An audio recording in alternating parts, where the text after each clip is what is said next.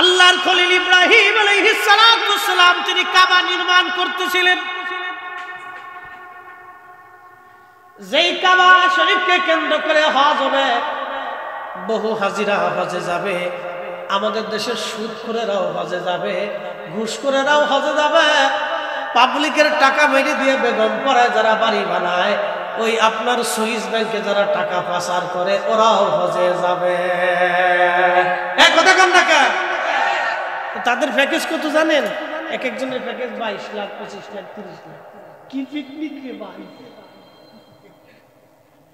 কি মজার পিকনিক! নিজের টাকা না তো, ওটা পাবলিকের টাকা। কথা কন না কেন? বেজার হইতেছেন আপনারা? কিয়ামত পর্যন্ত হজ করলে হজ হবে? একসাথে বলেন হবে, জোরে বলেন হবে।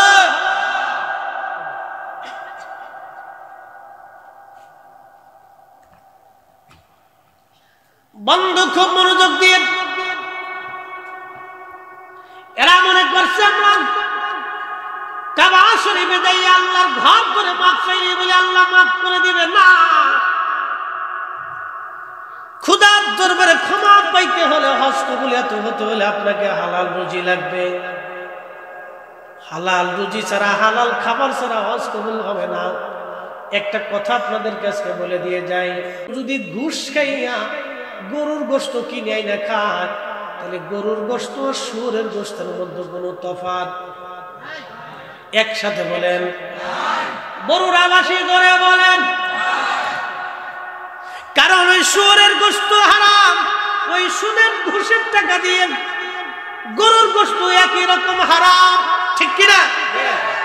তাহলে ওই ঘুষের টাকা দিয়ে, অন্যায়ের টাকা দিয়ে, মানুষের হাত নষ্ট করা টাকা দিয়ে যারা কাবা শরীফে যাবে হজ করার জন্য, ওই টাকা দিয়ে উটের গোশত, দুম্বার গোশত খাবে।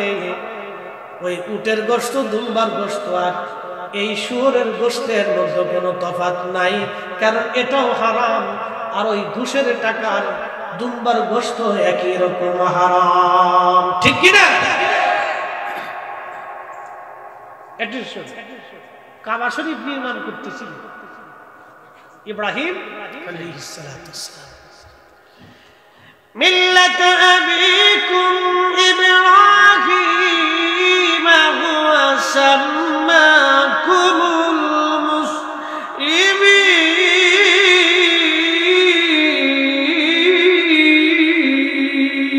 আল্লাহু আকবার। হযরত ইব্রাহিম মিল্লাতের বাবা, মিল্লাতের বাবা, মুসলিম মিল্লাতের পিতা। তিনি আমাদের মুসলিম মিল্লাতের পিতা। বর্তমান ফিলিস্তিনে ওনার পবিত্র মাজার। ওই যে বাইতুল আকসা নিয়ে ইসরায়েলের সাথে আমাদের 75 বছর ধরে জিহাদ চলতেছে বাইতুল আকসা। আসলে কিন্তু আপনারা জানেন না, ইসরায়েলের মূল টার্গেট কিন্তু বাইতুল আকসাকে নিজেদের কবজায় নিয়ে যাওয়া। ওদের কিন্তু বসতি উদ্দেশ্য না, রাষ্ট্র উদ্দেশ্য না, ওদের উদ্দেশ্য হলো বাইতুল আকসা আমরা নিয়ে নিব। ইসরায়েল দাবি করে এই বাইতুল আকসার মালিক হলো ইহুদিরা। ইসরায়েলের সাথে আছে পশ্চিমা খ্রিস্টান, পশ্চিমা যারা আছে তারাও দেখবেন তাদেরও টার্গেট হলো এই বাইতুল আকসা দখল করতে হবে ইসরায়েলকে দিয়ে। কিন্তু বড় আফসোস, মানবতার তাগিদে আজকে আফ্রিকার বড় বড় ইউনিভার্সিটির ছাত্রছাত্রীরা ইসরায়েলের বিপক্ষে, ফিলিস্তিনের পক্ষে তারা স্লোগান দেয়। কিন্তু দুঃখের বিষয় হলো সত্য, আরব দেশের কোন ইউনিভার্সিটির ছেলেরা মেয়েরা ইসরায়েলের বিরুদ্ধে, ফিলিস্তিনের পক্ষে স্লোগান দেওয়ার সাহস পায় না। কারণ ওরা যদি আন্দোলনে বের হয় তাহলে মধ্যপ্রাচ্যের আমির রাজারা তাদের গর্দান কেটে ফেলবে। তার মানে বোঝা গেল মধ্যপ্রাচ্যের যতগুলি আমির আছে সব কয়টাই ইহুদিদের। আস্তে বলেন, জোরে বলেন। যে শস্য দিয়ে ভূত তাড়াবেন ওই সরিষার ভিতরে ভূত ঢুকছে। হ্যাঁ ঠিক আছে কোনটা? ওদের দেশের মৌলবীরা আপনার দেশের তারাবি 8 রাকাত বানানোর জন্য লাগিয়ে একবার কুত্তা মুস্তাফাগুলোই গেছে। এই কথা বলে এটা শাহজালালের জমিন, শাহপরানের জমিন, শাহ মাকদুমের জমিন, শাহ আলী বাগদাদির জমিন, আউলিয়া কেরামের জমিন, 12 আউলিয়ার জমিন, 360 আউলিয়ার জমিনে আব্দুল ওহাব নজরুল এজেন্ডা দেশে বাস্তবায়িত হতে দেওয়া হবে না। হাত উঁচা করে বলেন ঠিক না? নারে তাকবীর, নারে রিসালাত, আহলে সুন্নাত ওয়াল জামাত, হযরত মাওলানা জহিরুল ইসলাম ফরিদী সাহেব। ওরা এসে আমার দেশে 8 টাকার তারাবি করে লাগে, বুকের উপর হাত বাঁধাইয়া ঈদের নামাজে 12 তাকবীর দিয়ে সমাজে ভেজাল বাঁধানোর জন্য। কি কথা বল না? শাহজালাল কি ইসলাম ভুল আনছিল? হ্যাঁ, শাহজালাল রাহিমাহুল্লাহ যেটা এনেছে এটাই ঠিক। কি কথা কর না? 100% পিওর। আর ওরা আনছে আমির উমরাদের বানানো।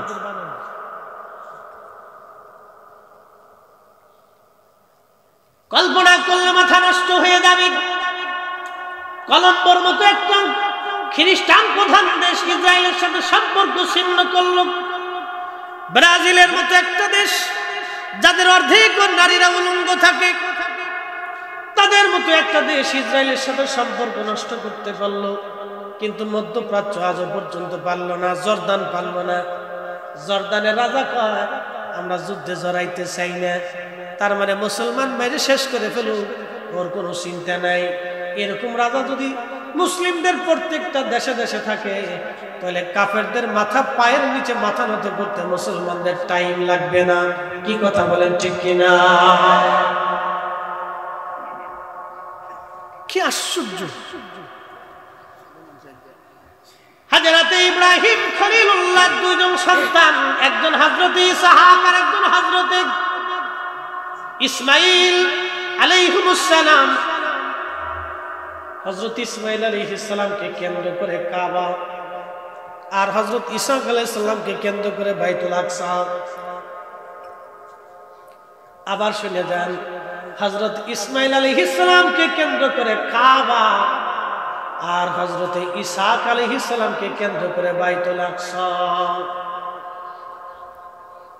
পৃথিবীর পরাক্রমশালী দুইজন বাচ্চা, একজনের নাম হযরত সুলাইমান আলাইহিস সালাম, আর একজন বাচ্চার নাম বাচ্চা জুলকারনাইন, যিনি ইয়াজুজ মাজুজের প্রাচীর নির্মাণ করে দিয়েছিলেন। সীসা গেলে, লোহা ঢেলে গরম করে পানির মতো নরম করে লোহা এবং সীসা দিয়ে তিনি ইয়াজুজ ও মাজুজের প্রাচীর তিনি নির্মাণ করে দিয়েছিলেন।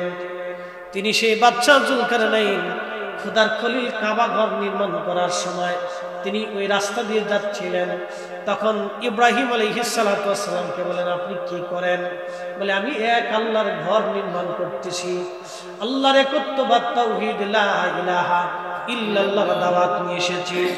কুল হুয়াল্লাহু আহাদ আল্লাহুস সামাদ লাম ইয়ালিদ ওয়া লাম ইউলাদ ওয়া লাম ইয়াকুল লাহু কুফুয়ান আহাদ। আমি এক মালিকের দাওয়াত নিয়ে আসছি, যিনি জন্ম দেন না, যিনি কারো মুখাপেক্ষী না। সমগ্র সৃষ্টি সেই মালিকের মুখাপেক্ষী, তিনি সেই এক আল্লাহ। আল্লাহু লা ইলাহা ইল্লা হুয়াল হাইয়ুল কাইয়্যুম। তিনি সেই রব, তিনি ছাড়া আর কোনো ইলাহা নাই। তিনি চিরঞ্জীব, চিরস্থায়ী, যার কোনো শুরু নাই, তার কোনো শেষ নাই, তার দুর্বলতা নাই, তার উত্তর দক্ষিণ পূর্ব পশ্চিম উপর নিচ কিছুই নাই। তিনি সর্বময় কর্তৃত্ব ক্ষমতার মালিক। আল্লাহু আলা কুল্লি শাইইন কাদির।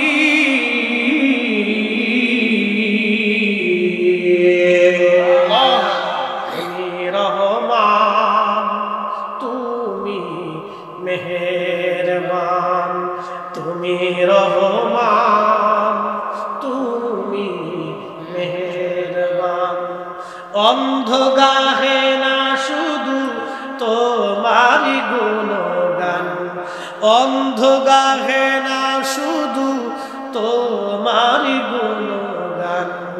বুঝেও বুঝে না তবু শান। তুমি রহমান, তুমি মেহেরবান।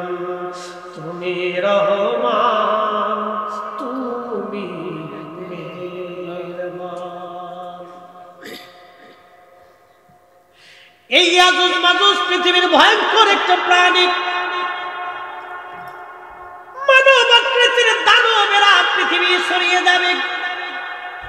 এই একটু টোনটা কমাই দে, যেটা বাড়ি দেয় বার, সারা পৃথিবী ছড়িয়ে যাবে। ঠিক আছে, সারা দুনিয়া ছড়িয়ে যাবে ইয়াজুজ আর মাজুজ। ভূমধ্য সাগর, আরব সাগর, এই সমস্ত নদী নালা, ফোরাত আর টাইগ্রিস, যত নদী আছে পৃথিবীর সব নদীর পানিগুলি এরা খেয়ে শেষ করে ফেলবে। তাহলে বুঝেন তো কি পরিমাণে জাতি আসবে। সেই জাতিকে ঠেকানোর জন্য যিনি প্রাচীর নির্মাণ করেছিলেন তিনি বাদশা জুলকারনাইন, তিনি কাবার পাশ দিয়ে যান। আর এমন সময় হযরত ইব্রাহিম খলিলুল্লাহকে বলেন, আপনি কিসের দাওয়াত দেন? বলে, আমি এক আল্লাহর দাওয়াত দিই। আর আমি ইব্রাহিম খলিলুল্লাহ, আল্লাহর বন্ধু।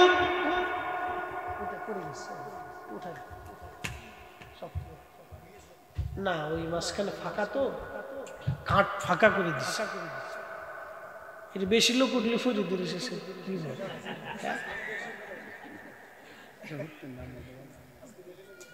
বিপদ না? শেষে পাবলিক দেখে যে খোদার গজব স্টেজে যায় পড়ছে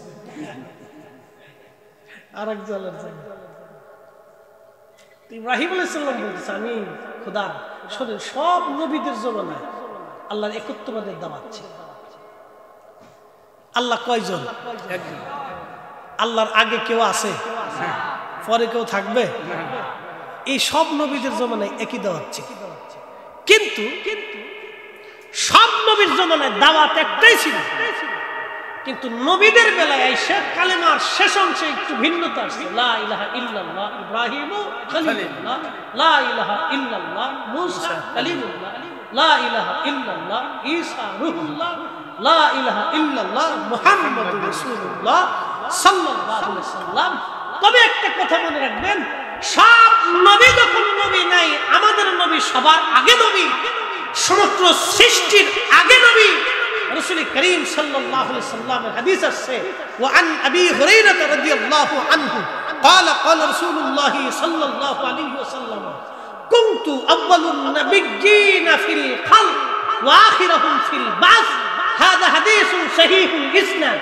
আল্লামা ইমাম ইবনে কাসির আল বিদায়া আন নিহায়া দ্বিতীয় খণ্ড আমর জুহানের কিসসার একটা ঘটনা, এই ঘটনার পাঠে আলোচনা করতে যায় হাদিসের পিছনে যায় লিখছেন, হাদা হাদিসুন সহিহুল ইসনাদ। এই হাদিসের সনদটা খুবই মজবুত। প্রিয় রাসূল বলেন, সমগ্র সৃষ্টির প্রথমে আমি নবী, আমি নবীর আগে সৃষ্টিতে কোনো নবী ছিল না, আমি নবীর পরে সৃষ্টিতে কোনো নবী হবে না। আজকে যারা বুকে হাত বেঁধে নামাজ পড়ে, যাদের শায়েখ নবীরা বলে রাসূল 40 বছর বয়সে নবুয়ত পাইছে, তার আগে নবী ছিলেন না, এগুলি ডাহা মিথ্যা কথা, এগুলি ডাহা মিথ্যা কথা। এগুলি যারা বিশ্বাস করবে তারা ঈমান থাকবে না, ঈমান নষ্ট হয়ে যাবে। কথা বলেন ঠিক না?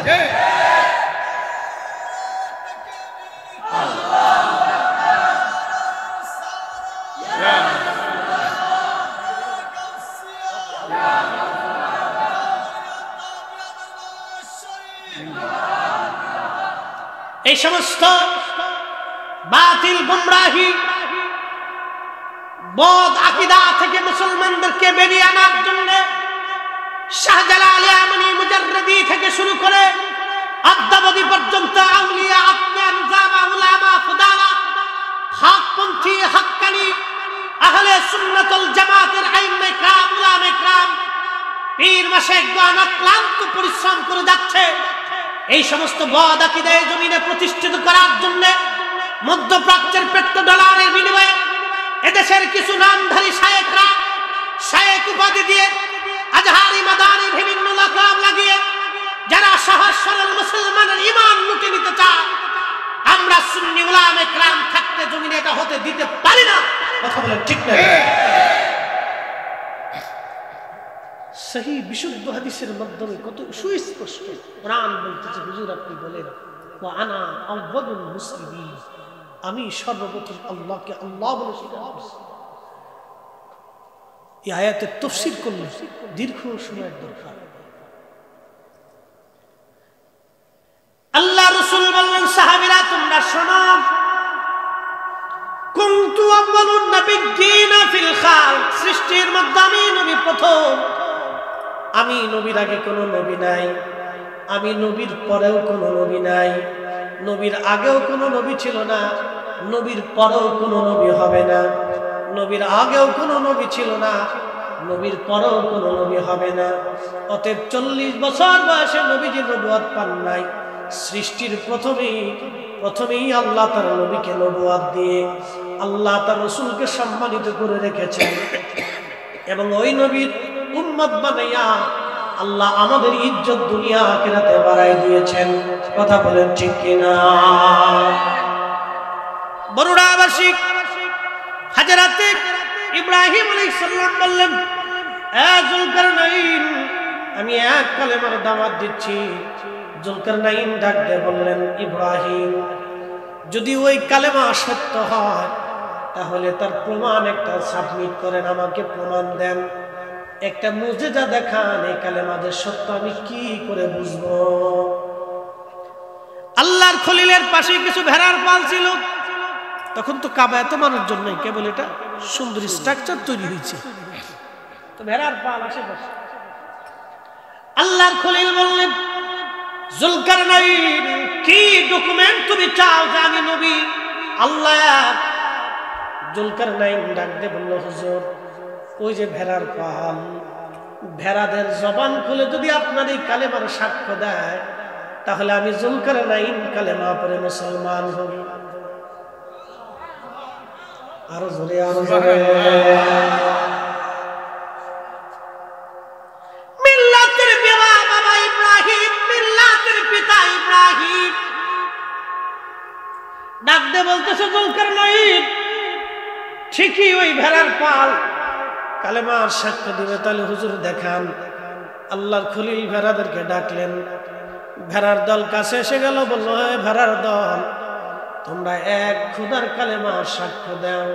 প্রত্যেকটা ভেড়াদের জবান থেকে বের হয়ে আসলো, লা ইলাহা ইল্লাল্লাহু ইব্রাহিমুল খলিলুল্লাহ।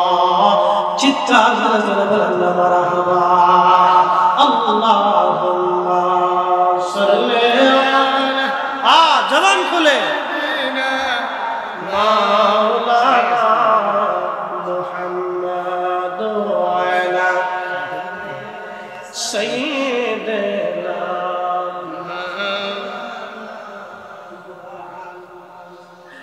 এ বরুড়াবাসী, সেই দিন বাচ্চা যুলকারনাইন কালেমা পড়ে মুসলমান হলেন।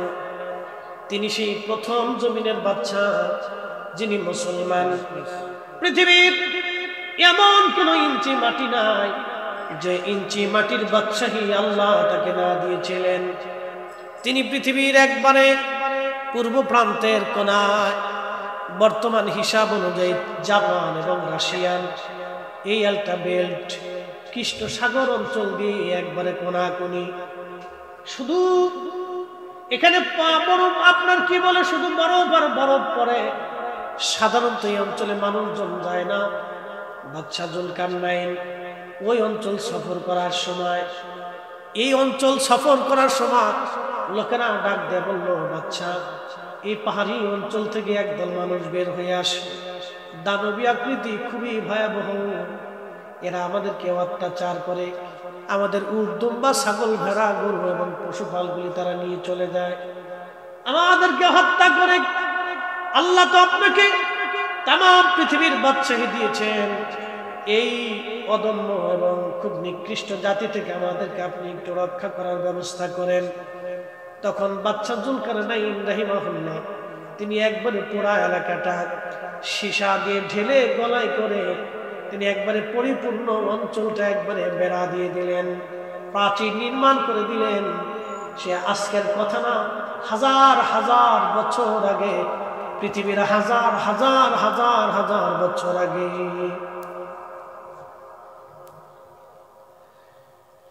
তিনি ছিলেন আল্লাহ ভীরু একজন বাদশা, দুনিয়ার ভিতরে দুইজন জমিনে বাদশা মুসলমান সারা পৃথিবী, আর দুইজন কাফের বাদশা ছিল সারা পৃথিবীর কাফের বাদশা।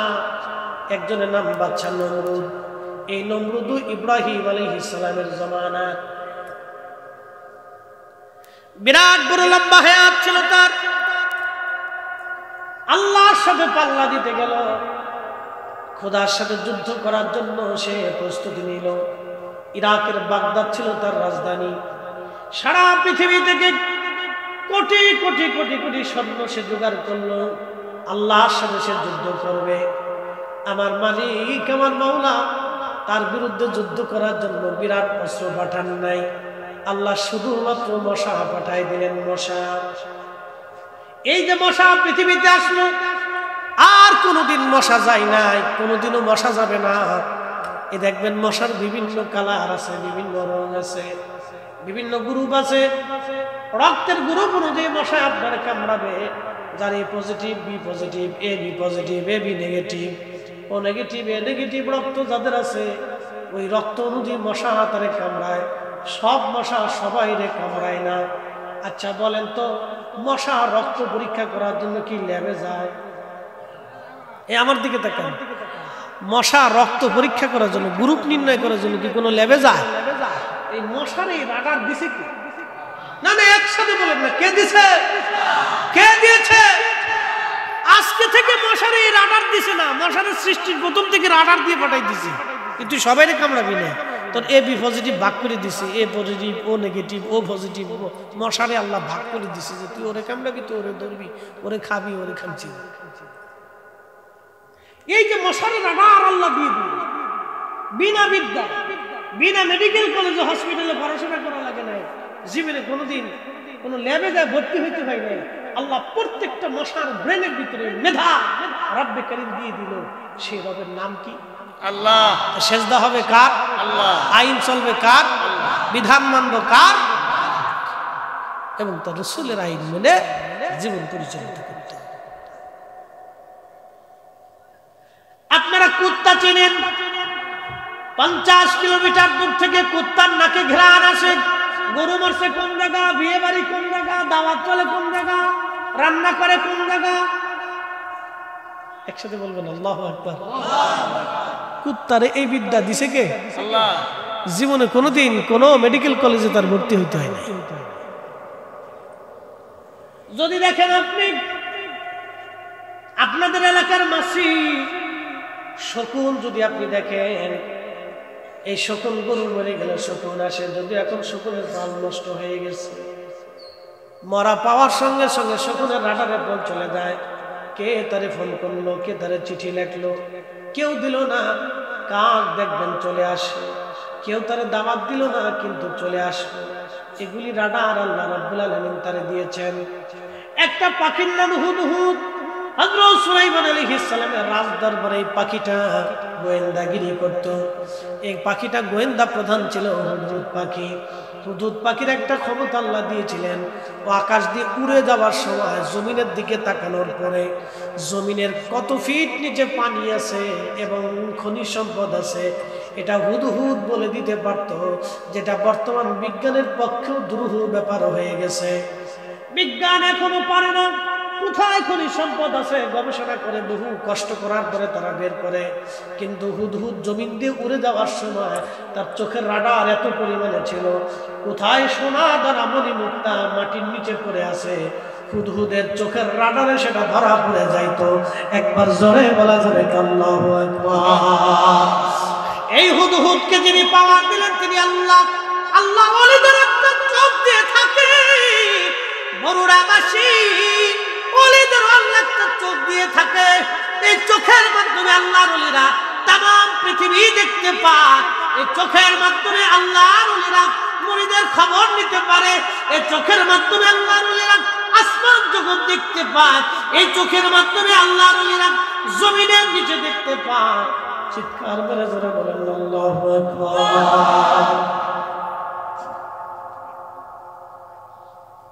হযরত ওমর রাদিয়াল্লাহু আনহু মদিনায় খুতবা পড়ে, নেহানদের যুদ্ধ চলে। হযরত ওমর রাদিয়াল্লাহু আনহুর চোখের রাডারে ধরা পড়ে গেল।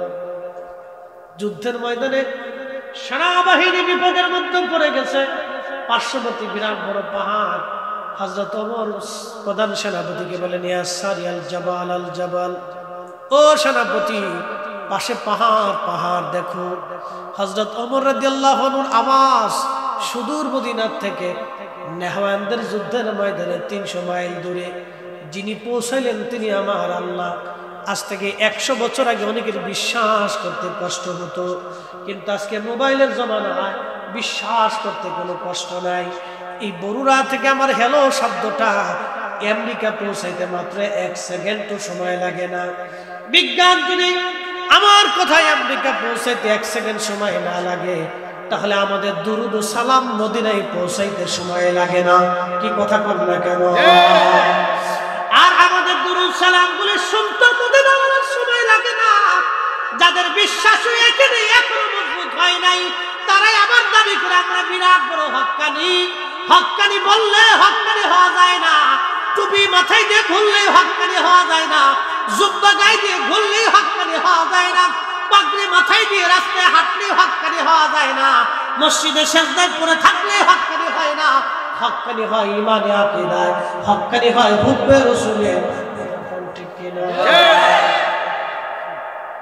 কষ্ট হচ্ছে আপনার? না। বুঝতে কি কোনো অসুবিধা? বেশি রাত করবেন হয় না। এমনি কাজ বাজের দিন ধান কাটা চলতেছে, বৃষ্টি বাদল মোটামুটি ভালো, ঠান্ডা ঠান্ডা পড়ে একবার আল্লাহ পরিবেশ তৈরি করে দিচ্ছে। আজকে খুব সুন্দর পরিবেশ। এত সুন্দর পরিবেশে ওরা একবারে ফ্যানটাও দিচ্ছে। হুজুর মরে যাবে অসুবিধা। তা আজকে ঠান্ডা যেতে বসে তাহলে ফ্যান দিব, ঠান্ডাও নাই গরম। দেখো তারপরেও পরিবেশ মাশাআল্লাহ, আল্লাহ আল্লাহর অনেক বড়। ও শুকরিয়া আদায় করে শেষ করার সুযোগ। তো সেই ইয়াজুজ মাজুজ খুব মারাত্মক।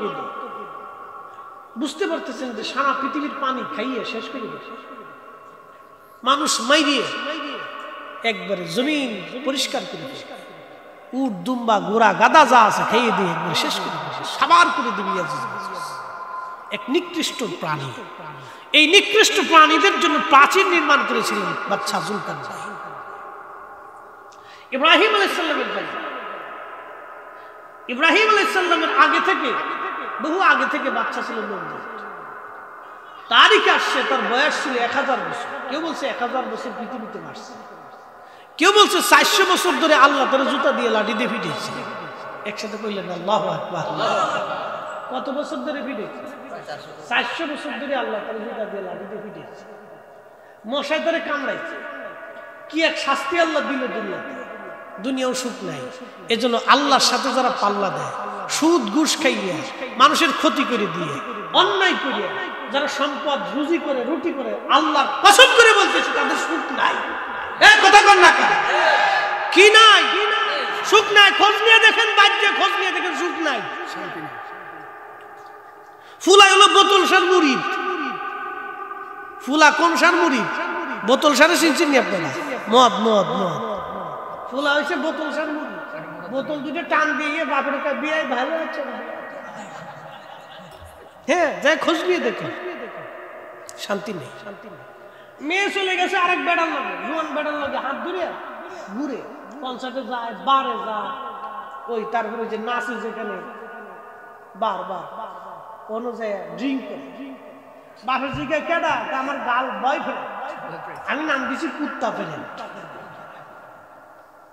খারাপ কিছু কিছু ভাই, কুত্তা ফেরেন।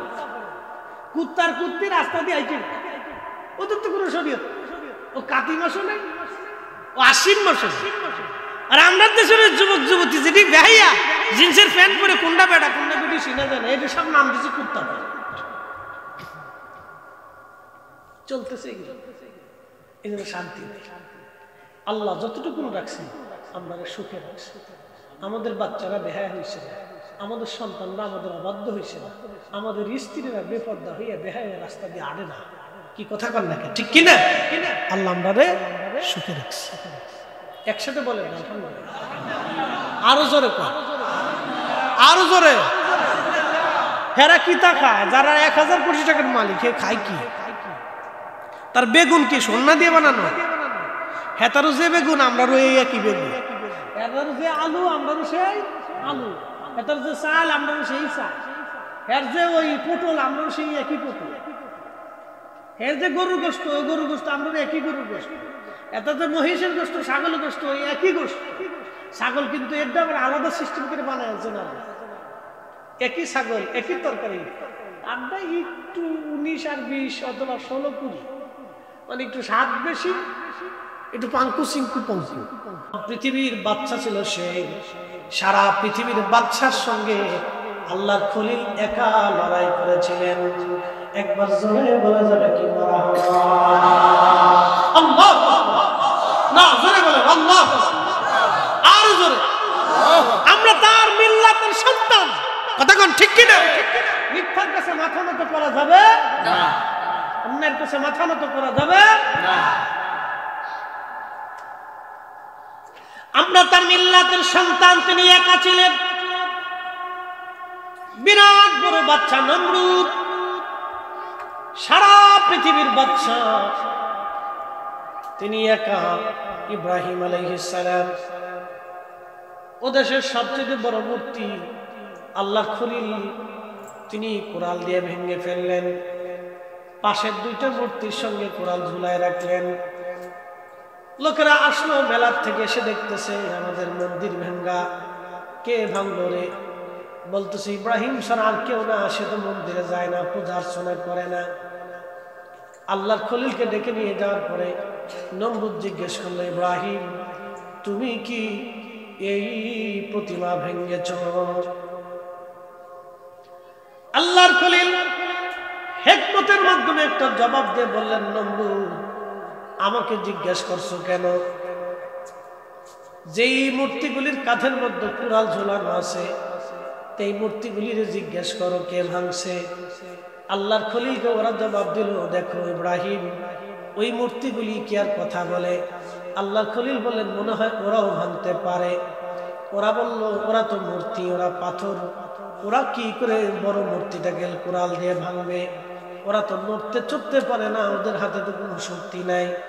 আল্লাহর খলিল জবাব দিলেন, ও আমার কওম, তোমরা নিজেরাই বলতেছো এই মূর্তির কোনো শক্তি নাই, ক্ষমতা নাই, তারা কুড়াল দিয়ে বড় মূর্তিকে ভাঙতে পারে না, তাহলে তোমরা কেন তার সামনে মাথা নত করে থাকো বলো? আল্লাহু আকবার বলে, তোমরা তাহলে কেন এই মূর্তির সামনে, পাথরের সামনে, গাছের সামনে, মাছের সামনে, সূর্যের সামনে, এই আগুনের সামনে বিরাট বড় পাহাড় দেখেছো, পাহাড়ের সামনে বিরাট বড় গাছ দেখেছো, গাছের সামনে, গরুর সামনে তোমরা কেন মাথা নত করে থাকো? ওরা বলতেছে, এত কথা বুঝি না, তুমি যেহেতু আমাদের ধর্মে আঘাত করেছো, তাহলে তোমাকে আর বাঁচিয়ে রাখা যাবে না। আল্লাহর খলিল বললেন, হাসবুনাল্লাহু নি'মাল ওয়াকিল, নি'মাল মাওলা ওয়া নি'মান নাসীর।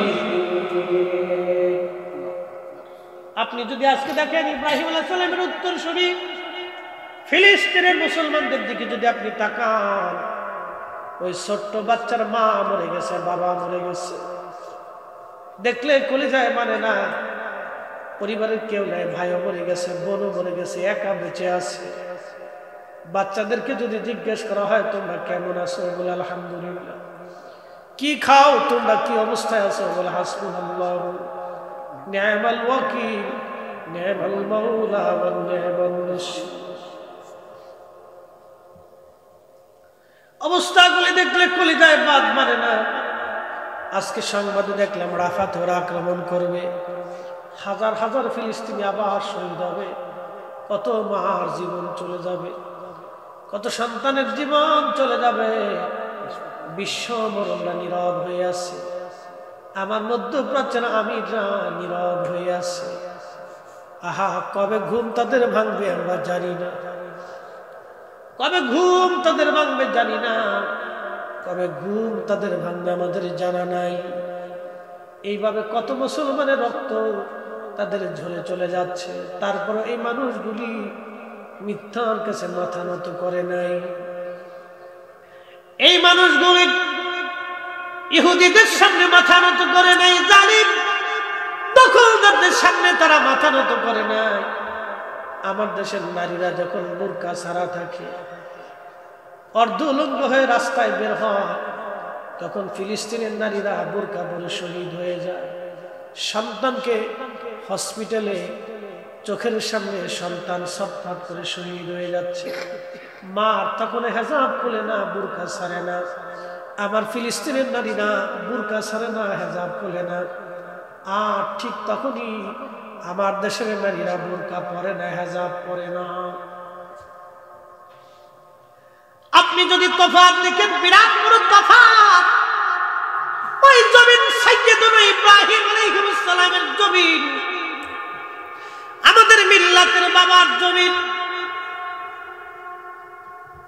ওই জমিনে ঘুমিয়ে আছেন সাইয়্যিদুনা ইব্রাহিম আলাইহিস সালাম। হাজার হাজার বছর ধরে তিনি ঘুমানো ওই ফিলিস্তিনে ঘুমিয়ে আছেন ইব্রাহিম আলাইহিস সালাম। ওখান থেকে তিনি কাবাতে যাইতেন। ওনার দ্বিতীয় স্ত্রী হযরত হাজরা আলাইহিস সালাম এবং ছোট্ট সন্তান ইসমাইল আলাইহিস সালামকে তিনি দিয়ে পাঠাইলেন সুদূর কাবাতে, কাবা শরীফে তিনি পাঠিয়ে দিলেন। অনেক বড় লম্বা ইতিহাস। কাবাতে পাঠিয়ে দেওয়ার পরে হযরত ইব্রাহিম আলাইহিস সালাম এক মশক পানি, কিছু খেজুর হযরত হাজরা আলাইহিস সালামের কাছে দিয়া গাছের নিচে বসাই দিয়া সন্তানকে রেখে, কলিজার টুকরা একটা মাত্র সন্তান, বুঝতেই পারছেন ৮০ বছর পরে আল্লাহ একটা সন্তান দিলেন। ৮০ বছর পরে আল্লাহ একটা সন্তান দিলেন।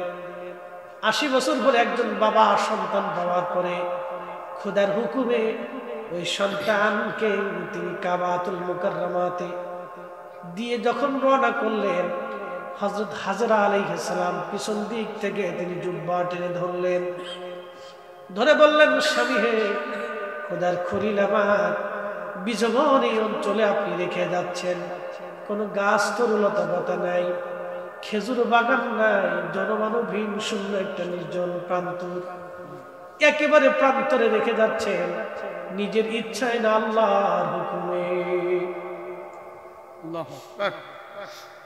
কল্পনা করেন তো, একজন বিবির জন্য সময়টা কত বড় কঠিন, আর একজন স্বামীর জন্য এই সময়টা কত কঠিন। আল্লাহর খলিলের পিছনের দিকে তাকান না। হাজরা আলাইহিস সালাম জুব্বা টেনে ধরে বলেন, আল্লাহর খলিল, একটু দয়া করে বলে যান, আপনার নিজের ইচ্ছায় না আল্লাহর হুকুমে রেখে যাচ্ছে। ঠিক তখনই হযরতে আল্লাহর খলিল ডাক দিয়ে বলেন, হাজরা রে, এত বছর পরে আমি আমার কলিজার টুকরা সন্তানকে আর প্রিয়তমা স্ত্রীকে এখানে রেখে যাচ্ছি, আমার ইচ্ছাই না, এটা স্বয়ং আমার আল্লাহর বিধানে, আল্লাহর হুকুমে রেখে যাচ্ছি। আল্লাহু আকবার।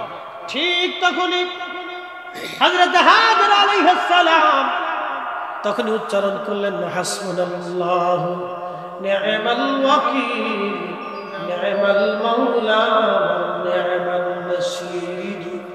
স্বামীরে, আল্লাহর হুকুমে যেহেতু রেখে যাচ্ছেন আপনি, তাহলে এই জমিনে আমার চিন্তা করা লাগবে না, আমাদের ফয়সালা যিনি করবেন তিনি আল্লাহ। চিৎকার মেরে যারা বলেন আল্লাহু আকবার। আমাদের রিজিকের ফয়সালা করে কে? একসাথে বলেন, কে? আল্লাহ। কে?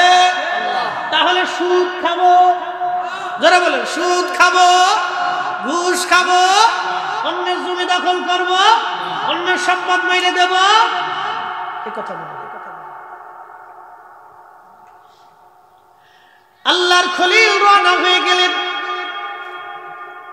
বহু দূরে যাওয়ার পরে তিনি পিছনের দিক তাকায় দেখলেন আর তাদেরকে দেখা যায় না। তখনই তিনি কাবার দিকে ঘুরে যে হাত বাড়াইলেন, 2 হাত। বুখারী কিতাবুল আম্বিয়ার মধ্যে আছে, 2 হাত তুললেন আল্লাহর দরবারে। আল্লাহর খলিল 2 হাত তুলে আল্লাহর দরবারে দোয়া শুরু করলেন। খুদার খলিল 2 হাত বাড়াই দিলেন কাবার দিকে ঘুরে, এইভাবে, আল্লাহ, তোমার হুকুমে আমার সন্তান, আমার বংশধরকে এখানে রেখে যাচ্ছি, আল্লাহ তুমি জমিনটা আবাদ করে দাও, তাদের জন্য তুমি উত্তম রিজিকের ফয়সালা করে দাও, আর তাদের জন্য উত্তম আহারের পানীয়র ব্যবস্থা তুমি করে দাও। অনেক বড় লম্বা ইতিহাস। ওই যে সাফা মারওয়া, ইন্নাস সাফা ওয়াল মারওয়াতা মিন শাআইরিল্লাহ। এই সাফা মারওয়া পাহাড় আল্লাহ নিদর্শন। এই পাহাড় আল্লাহ তৈরি করলেন।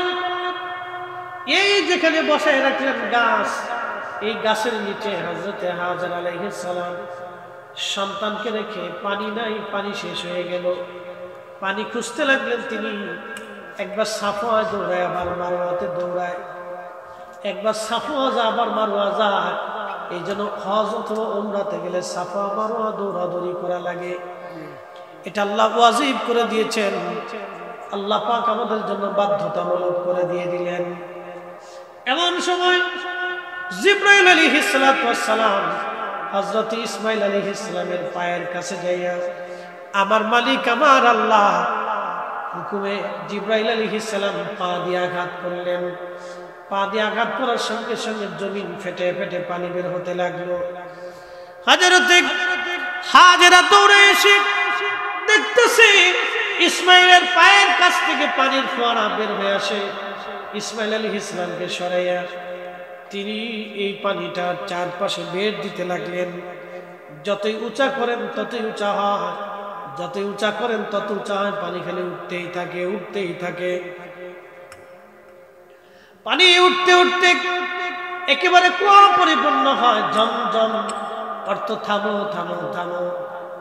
আল্লাহর খলিলের মা হাজর আলাইহিস সালাম এই জমজম পানিটাকে তিনি বললেন থামো থামো থামো, জম জম জম। তিনি উচ্চারণ করার পরে পানি মানে বন্ধ হয়ে গেল। যদি তিনি পানি বন্ধ না করতেন, ওই সময় থামতে না বলতেন, তাহলে আজ পর্যন্ত ওই পানির ফোয়ারা থেকে একবারে নদী প্রবাহিত হয়ে যাইত। বন্ধুগণ, কিন্তু একটা আশ্চর্যের বিষয় হলো সত্য, এই কুয়ার নিচ থেকে পানি উঠানো হয়, সব সময়ের জন্য মেশিন দিয়ে উঠানো হয়। একটু লিয়ারও নিচেও যায় না, উপরেও আসে না, একই রকম থাকে। আমাদের দেশের পানিগুলি, টিউবওয়েলের পানিগুলি দেখবেন আপনি লিয়ার নিচে চলে যায়। এই যে প্রচন্ড গরমে লিয়ার নিচে চলে গেছে, 10 হাত পানি নিচে চলে গেছে। আবার বর্ষাকালে পানি আবার উপরের দিকে উঠে আসবে। কিন্তু জমজমের পানি নিচেও যায় না, উপরেও আসে না। হাজার হাজার কোটি কোটি টন আর মন পানি উঠানো হয়, একটা সেকেন্ডের জন্য পানি কমে না। চিৎকার করে জোরে বলেন আল্লাহু আকবার। এই পানি আর শিফাউল লিন্নাস, মানুষের জন্য শেফা। এই পানি যারা পান করবে তাদের জন্য শেফা। এই পানি বসে পান করা জায়েজ না, এই পানি দাঁড়ায় পান করতে হয়। কেবলামুখী হইয়া বিসমিল্লাহর সাথে এই পানি দাঁড়ায় পান করবেন। জমজমের পানি যতই দাঁড়ায় পান করেন, লিভারে কিডনিতে সমস্যা হবে না। কিন্তু এই নরমাল পানি দাঁড়ায় পান করলে লিভার কিডনির সমস্যা হতে পারে। একটু বুঝে তারপরে যাবে।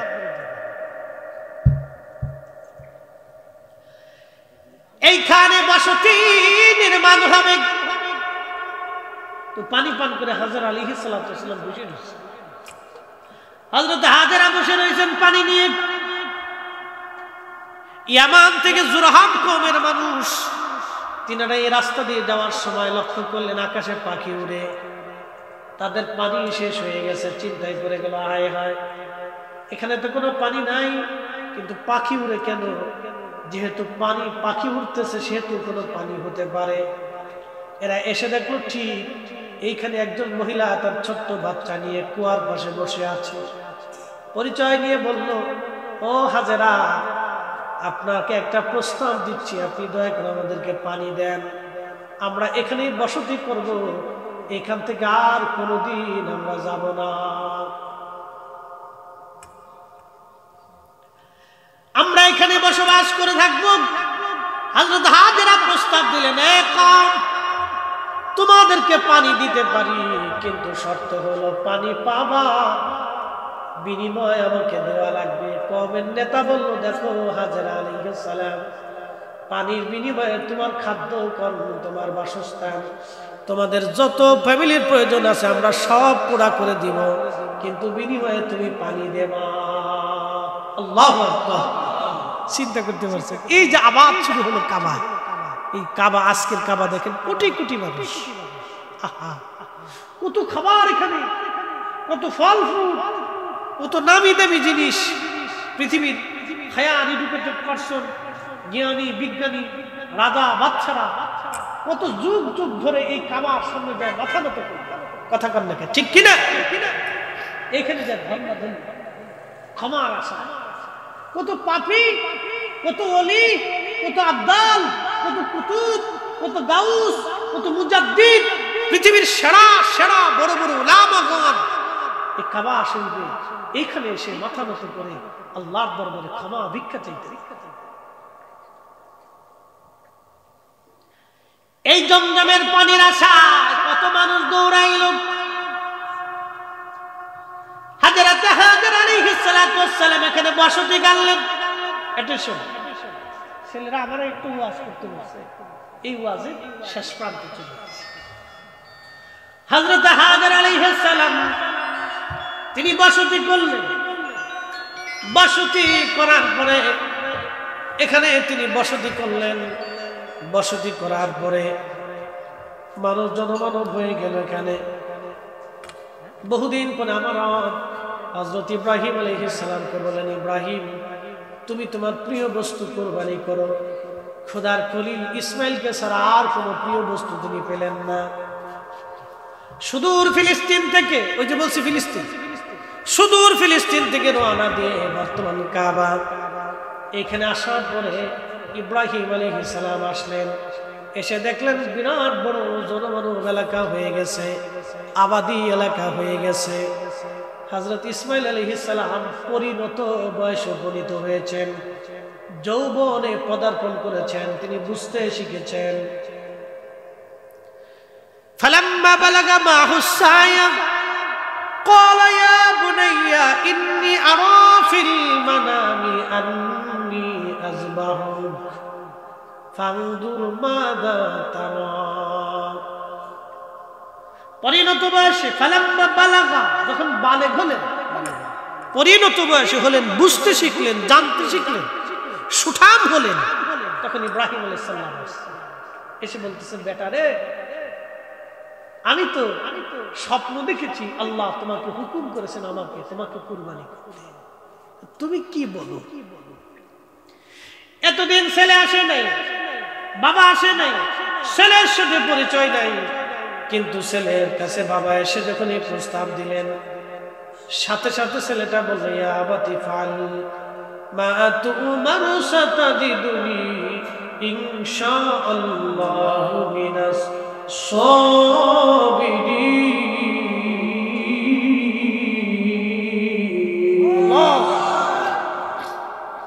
আমার দিকে তাকান। এখান থেকে আমাদের বুঝতে হবে, বোঝার জন্য এই ওয়াজটা নিয়ে আসছে। আপনার এই ওয়াজ যেগুলো বহু শুনছে, তারপরে বোঝার জন্য বলতেছি। কোরআন বলতেছে, ছেলেটা বলতেছে, ইয়া আবাতি ফাল মা তু'মার সাতাজিদুনি ইনশাআল্লাহু মিনাস সাবিরিন। ও আব্বা, ও আমার পিতা, আপনি তো স্বপ্ন দেখেছেন, আল্লাহ হুকুম দিয়েছে আমাকে কুরবানি করতে, আপনি আমাকে কুরবানি করে দেন, আমাকে সবরকারী হিসেবে পাবেন, আমাকে ওই কুরবানি করে দিলে আমি তাতে রাজি হয়ে গেছি আব্বা, আপনি চিন্তা করেন। আর আমাদের ছেলেদের কাছে বাপ মা কিছু খাইতে চাই, বুড়াকাল খাইতে চায়। আমাদের ছেলেদেরকে বাপ মা কোনো হুকুম দিলে তখন ছেলেরা বাবা মার সাথে উচ্চবাচ্য শব্দ উচ্চারণ করে।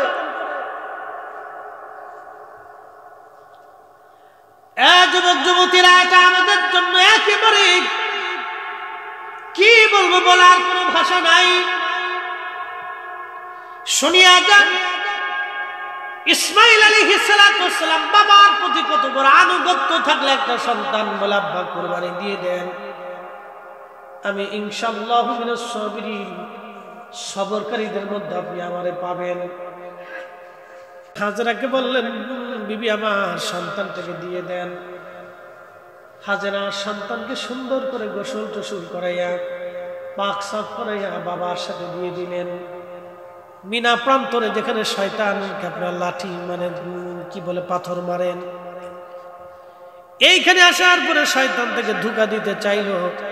আল্লাহর খলিল এবং হযরত ইসমাইল পাথর নিক্ষেপ করলেন শয়তানকে। শয়তান ধসে গেল, মিনাতে নিয়ে গেলেন হযরত ইসমাইল আলাইহিস সালামকে। আহা, একটু চিন্তা করেন এই সময়টা কত কঠিন ছিল।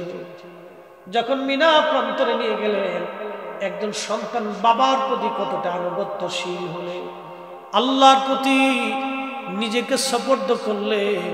হযরত ইসমাইল আলাইহিস সালাম কুরবানির সামনে নিয়ে যাওয়া হলো। কেউ নাই, পৃথিবীর দুইজন মানুষ তখন, ইব্রাহিম এবং ইসমাইল আলাইহিস সালাম।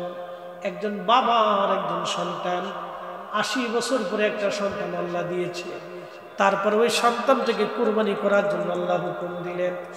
আমার দেশে মানুষ গরু কুরবানি দেয়, ফ্রিজ কিনে নিয়ে আসে, গোশত ভাগ করে আলাদা ধুয়ে দেওয়ার জন্য, রেখে দেওয়ার জন্য। গরিব মানুষের দিতে চায় না। যারা গরিব মানুষের গোশত না দিয়ে ফ্রিজিং কইরা মনের পর মন, টনের পর টন গোশত রেখে দাও, হাকিকতে কুরবানি আদায় হয় না। কারণ এটা তুমি নিজের জন্য করেছ, গরিবের জন্য করো নাই। কি কথা কম না কেন? হাকিকতে এগুলি কোনো বেলু নেই। হযরত ইব্রাহিম আলাইহিস সালাম কত বড় আনুগত্য। ছেলেটা ডাক দিচ্ছে, আব্বা জান, আপনি তো আমাকে কুরবানি করবেন। বাবা, কুরবানি তো করে দিবেন, আমাকে জবাই করবেন। ছুরিটা সুন্দর করে ধার করেন আব্বা জান, যাতে আমার গলার মধ্যে চালাইলে আমার কষ্ট না হয়। দ্রুত গতিতে আপনি আমাকে জবাই দিতে পারেন। খোদার হুকুম মান্য করতে যাতে আপনার দেরি না হয়। ঠিক তখনই ইসমাইল আলাইহিস সালাম ডাক দিয়ে বলেন, আব্বা জান, আপনি আমার হাত পা গুলি শক্ত করে আব্বা বেঁধে নিবেন, যাতে আমি ছটফট না করি। বলেন তো, একজন সন্তানকে, সন্তান যখন বাবাকে এই কথাগুলি বলে, তখন বাবার হৃদয়ের মধ্যে কেমন ব্যথা হতে পারে। কিন্তু খোদার হুকুমে ইব্রাহিম আলাইহিস সালাম অটল। আমরা আল্লাহর খলিলের সন্তান, মিল্লাতের বাবা তিনি, আমরা তার রূহানি সন্তান। বাবা যেমন আল্লাহর হুকুমের কাছে মাথা নত করে একবারে অটল ছিলেন, আমাদের ওই রকম অটল থাকতে হবে, মাথা নত করা যাবে না। আল্লাহর হুকুমেই মাথা নত করতে হবে, মিথ্যার কাছে মাথা নত করা যাবে না। ঠিক কিনা? প্রিয় উপস্থিতি, খুব মনোযোগ দেন।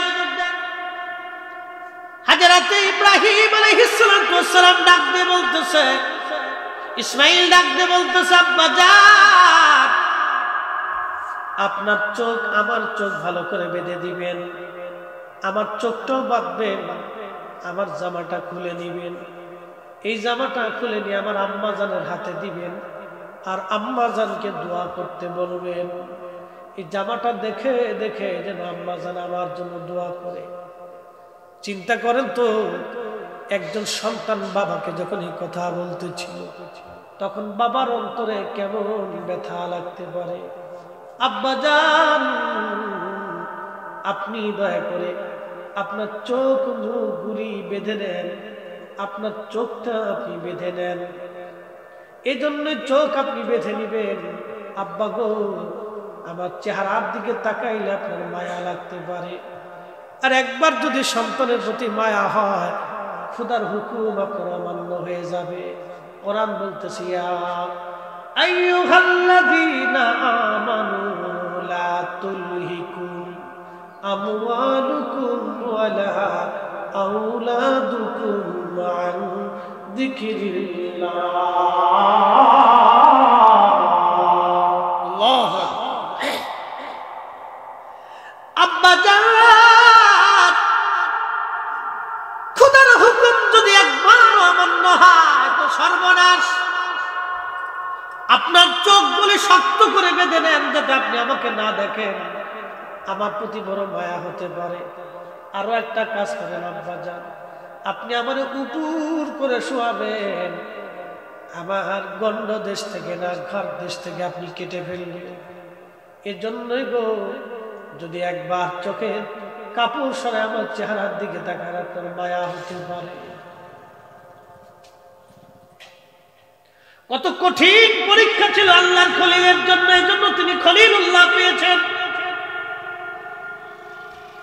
জীবনের সবটুকু তিনি আল্লাহর জন্য দিয়ে দিলেন। এই জন্য কোরআন বলে কুল ইন্না সালাতি ওয়া নুসুকি ওয়া মাহইয়ায়া ওয়া মামাতি লিল্লাহি রাব্বিল আলামিন। চিৎকার করে জোরে বলেন আল্লাহু আকবার। আর আমরা সুদের টাকা দিয়ে গরু কুরবানি করে আমরা সওয়াবের আশা করি, কত বড় বোকামি একটু চিন্তা করেন। ঘুষের টাকা দিয়ে গরু কুরবানি কইরা আমরা বিরাট বড় কুরবানি দিয়ে মনে করছি একবার আল্লাহর খুশি করে ফেলছি। আল্লাহর খুশি করার জন্য হালাল উপার্জন ছাড়া আর সম্ভব না। আমরা ওই হজ করার জন্য এই যে এই বছরে লক্ষ লক্ষ হাজিরা হজে যাবে, সবার টাকা কি হালাল? বাংলাদেশে কত হবে? 85। বাংলাদেশে 85, সবার টাকা হালাল। আমার এক কি বলে যারা হজে নেয়, যারা এক মল্লিক ভদ্রলোক বলতেছে, একজনে আইছে খুব পয়সাওয়ালা, ঠিকানা পাওয়া যাবে না, খুব পয়সা। তো জিজ্ঞেস করলো কি ব্যাপার, আপনার তো অনেক সম্পদ, পয়সা লতা, একবারে সর্বনিম্ন প্যাকেজটা খুঁজতেছেন। সর্বনিম্ন সরকার হলো 5,90,000। উনি আমার 5,90,000 টাকা বলতেছে। আপনি এত পয়সা করেন বলেন তো 5,90,000 খুঁজেন কে? আপনি তো অন্তত 20 লাখ, 15 লাখ, 16 লাখ, 18 লাখ, 20 লাখের প্যাকেজে যান। তাকে না শুনেন, বাদ বাকি যা টাকা আছে সব হারাম, ঘুষে ঘুষে আবিজারি টাকা নিজদের নিবা। আমার যেটা আছে বাপের জমি বেশি 5,90,000 গুছাবো, এটি কত বড় সিটার দেন, সিটার। তাই বললাম সেই বেটা যেটা খায় ওটা তো ওই ঘুষের টাকা দিয়ে খায়। তো খাওয়ার পরে যে শরীরের গোশত হয়েছে ওটা তো সুদের ঘুষের টাকার গোশত দিয়েছে। কি কথা কর না? তাই বললাম যে ওই দেহ নিয়ে যে হজে যাইতেছে তা লাভ হবে কি? কথা কর না? আপনাদেরকে আর একটু বুঝা, লুঙ্গি খুলে মাথায় পাগড়ি বানানো কেমন? একজনের লুঙ্গি খুলে মাথায় পাগড়ি বেঁধে ফেলেছে, ওই অবস্থায় রাস্তা দিয়ে হাঁটতেছে, তা কেমন হবে? লোকেরা জিজ্ঞাসা কি করছে, সুন্নত আদায় করতেছে, নিজে কিন্তু ফরজ নাই। কি কথা? আমি কলকাতা গেছি, কলকাতা শাহসুফি ফতে আলী রসুলের ওমর রহমতুল্লাহ পবিত্র মাজার শরীফ জিয়ারত করার জন্য বাসে উঠছি। তো বাসে উঠার পর এক মুসলিম মেয়ে বাসে উঠছে। তো মেয়েটা জিন্সের প্যান্ট পরা, টি শার্ট গায়ে, আর মাথার ভিতরে হেজা, আল্টা মডার্ন সিস্টেম। তা আমি পিছনে বসে চিন্তা করি, আল্লাহ এটা কেমন বোকার বোকার, মা ইয়ে জিন্সের প্যান্ট পরছে, তারপরে টি শার্ট পরছে, এরপরে হেজাব পরছে। তার অর্থ হলো লুঙ্গি খুলে মাথায় পাগড়ি বানিয়ে যাওয়া। এই বেরিয়ে জিন্সের প্যান্ট পরে শার্ট গায়ে দিয়ে মাথায় হেজাব বানিয়ে কি লাভ? বুকা বুকা। তুই বেটা ওই রকম বুকা যেই বেটা ঘুষের টাকা দিয়ে হজে যাবার না চাইয়ে নিজের বাপের জমি বেচে হজে যাইব, হালাল খুঁজতেছে, কিন্তু সারা বছর খাইছে হারাম, সারা বছর হারাম খাইছে, সারা বছর মানুষের মাথায় বাড়ি দিয়েছে, কোটিবার হজ করলো, কোটিবার কুরবানি দিল, কাজ হবে না। কি কথা বলবো? ঠিক না? উচিত কথায় মহাই বাজার গরম বাতে বিলাই। ইব্রাহিম আলাইহিস সালাম কুরবানিটা কত মজবুত ছিল। সন্তান বিনয়ে যখন এই কথা বলতেছিলেন, একটা বাবার কলিজার ভিতর কেমন হতে পারে, কিন্তু তিনি খোদার হুকুমের কাছে অনড় ছিলেন, অটল ছিলেন। ঠিক ইব্রাহিম আলাইহিস সালাম বিসমিল্লাহি আল্লাহু আকবার বলে ছুরি ধরাইয়া চোখ মুখ বাইন্ধে ইসমাইল আলাইহিস সালামের হাত পা বেঁধে ছুরি বিসমিল্লাহি আল্লাহু আকবার বলে গলার দিকে চালিয়ে দিচ্ছেন। ছুরিটা গলার দিকে ইব্রাহিম আলাইহিস সালাতু ওয়াস সালামের সন্তান ইসমাঈল যাবেহুল্লাহর দিকে চালিয়ে দিচ্ছে।